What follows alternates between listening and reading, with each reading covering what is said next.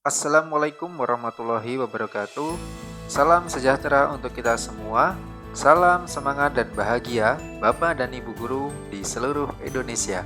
Pada video saya kali ini, saya akan mempresentasikan kesimpulan dan refleksi pemikiran Ki Hajar Dewantara, koneksi antar materi modul 1.1.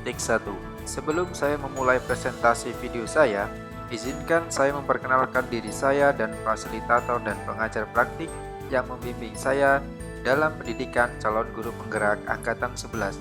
Saya difasilitatori oleh Bapak Tommy Ardiansyah dan pengajar praktik Bapak Agus Wahono. Dan saya sendiri adalah calon guru penggerak Angkatan 11. Perkenalkan, nama saya Royzi Wijaya. Bapak Ibu, dalam presentasi saya kali ini ada 3 pertanyaan pematik yang akan kita bahas bersama, yaitu yang pertama adalah apa yang Anda percaya tentang murid dan pembelajaran di kelas sebelum Anda mempelajari modul 1.1? Apa yang berubah dari pemikiran atau perilaku Anda setelah mempelajari modul ini? Apa yang dapat segera Anda terapkan lebih baik agar kelas Anda mencerminkan pemikiran Ki Hajar Dewantara? Di sini juga ada gambaran umum tentang apa yang akan kita bahas pada video saya kali ini. Yang pertama adalah pendidikan dan pengajaran menurut Ki Hajar Dewantara. Relevansi pemikiran Ki Hajar Dewantara pada pembelajaran. Bapak Ibu semuanya, pendidikan dan pengajaran ternyata tidaklah sama. Pengajaran adalah bagian dari pendidikan. Menurut Ki Hajar Dewantara, pengajaran adalah proses pendidikan dalam memberi ilmu untuk kecakapan hidup anak secara lahir dan batin. Pendidikan pada hakikatnya adalah menuntun atau memberi tuntunan terhadap segala kekuatan kodrat yang dimiliki anak agar ia mencapai keselamatan dan kebahagiaan setinggi-tingginya, baik sebagai manusia maupun sebagai anggota masyarakat. Pendidikan menciptakan ruang bagi murid untuk bertumbuh secara utuh agar mampu mengembangkan dirinya dan orang lain serta menjadi individu yang mandiri. Apa yang Anda percaya tentang murid dan pembelajaran di kelas sebelum Anda mempelajari modul 1.1? Sebelum saya mempelajari modul 1.1, saya hanya mentransfer materi pelajaran, yang artinya saya menganggap ketuntasan dalam penyampaian materi lebih penting daripada memahami karakter murid. Dan saya hanya melihat nilai aspek kognitif saja, yang dimana saya menganggap jika nilai murid sudah mencapai KKM, saya anggap pembelajaran sudah berhasil. Dan sebelumnya saya juga masih melaksanakan pembelajaran yang berpusat pada guru atau teacher center. Pembelajaran yang saya terapkan sebelumnya berpusat pada kebutuhan saya sendiri dan kurang melihat kebutuhan setiap siswa.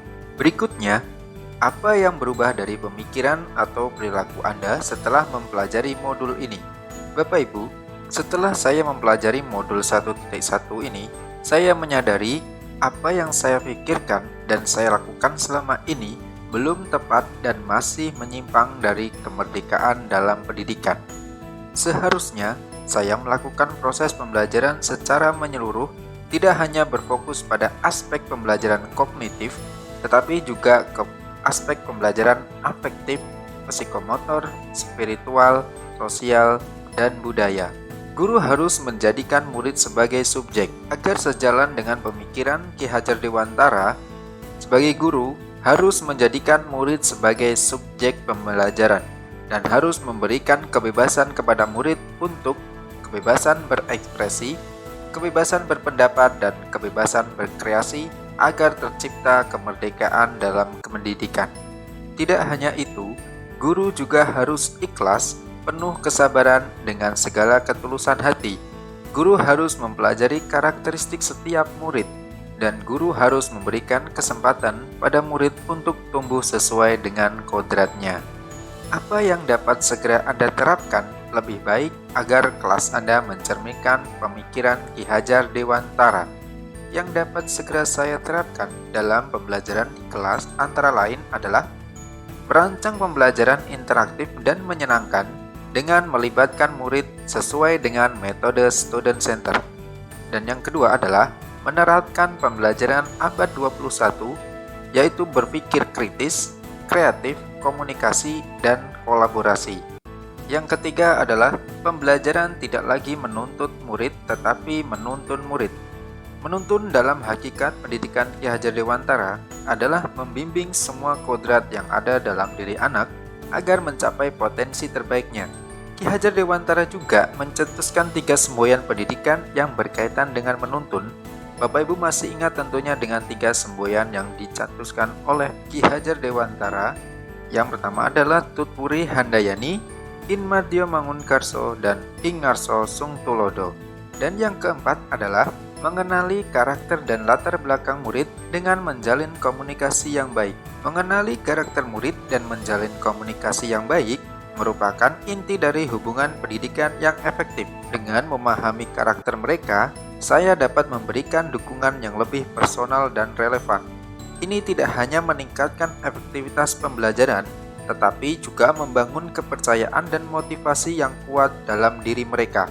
Komunikasi yang baik melibatkan pendengaran aktif, empati, dan kejujuran, yang semuanya memungkinkan saya untuk merespon kebutuhan murid secara tepat dan memberikan umpan balik yang membangun yang dapat mengembangkan siswa sesuai dengan kodratnya. Baik Bapak Ibu, tadi itu adalah video presentasi yang dapat saya sampaikan. Semoga video ini dapat menginspirasi kita semua. Salam semangat dan terima kasih. Saya akhiri, wassalamualaikum warahmatullahi wabarakatuh.